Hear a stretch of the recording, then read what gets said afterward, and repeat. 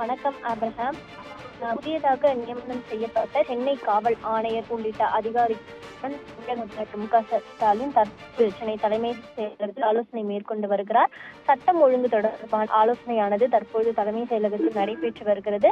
தலைமை செயலாளர், உள்துறை செயலாளர், டிஜிபி, கூடுதல் காவல்துறை இயக்குநர் டேவிட்சன் தேவாசீர்வாதம், சென்னை மாநகர காவல் ஆணையர் அருண் ஆகியோர் இந்த ஆலோசனை கூட்டத்தில் பங்கேற்ற உள்ளனர். குறிப்பாக நேற்றைய தினம் தமிழகத்தில் சட்டம் ஒழுங்கு நிலவரம் குறித்து தலைமை செயலாளர் தலைமையில் ஆலோசனை கூட்டமானது நடைபெற இருந்த நிலையில் நேற்று அந்த ஆலோசனை கூட்டமானது நடைபெறாததால் இன்று முதலமைச்சர் மு.க.ஸ்டாலின் தலைமையில் இந்த ஆலோசனை கூட்டமானது நடைபெறுகிறது. குறிப்பாக இந்த ஆலோசனை கூட்டத்தில் தமிழகத்தில் சட்டம் ஒழுங்கு நிலவரம், அதே போல கொலை, கொள்ளை சம்பவங்கள், போதைப் பொருள் நடமாட்டம் உள்ளிட்டவை குறித்து இந்த ஆலோசனை கூட்டமானது முதலமைச்சர் தலைமையில் நடைபெற இருக்கிறது. சென்னை தலைமை செயலகத்தில் தற்பொழுது ஆலோசனை கூட்டமானது நடைபெற்று வருகிறது. குறிப்பாக சென்னை பெரம்பூர் பகுதியில் பகுஜன் சமாஜ் கட்சியின் மாநில தலைவர் ஆம்ஸ்ட்ராங் படுகொலை செய்யப்பட்ட சம்பவம் பெரும் அதிர்வலியை ஏற்படுத்தியுள்ள நிலையில் சட்டம் ஒழுங்கு நிலவரம் குறித்து முதலமைச்சர் மு.க.ஸ்டாலின் தலைமையில் ஆலோசனை கூட்டமானது நடைபெற இருப்பதால் இது மிகவும் முக்கியத்துவம் வாய்ந்த ஆலோசனை கூட்டமாக பார்க்கப்படுகிறது.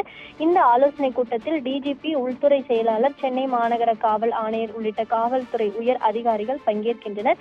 இந்த ஆலோசனை கூட்டத்தில் சட்டம் ஒழுங்கை நிலைநாட்டுவது குறித்து முக்கிய ஆலோசனைகள் மற்றும் இது தொடர்பான பல முக்கிய நடவடிக்கைகள் மேற்கொள்ளப்படும் என எதிர்பார்க்கப்படுகிறது.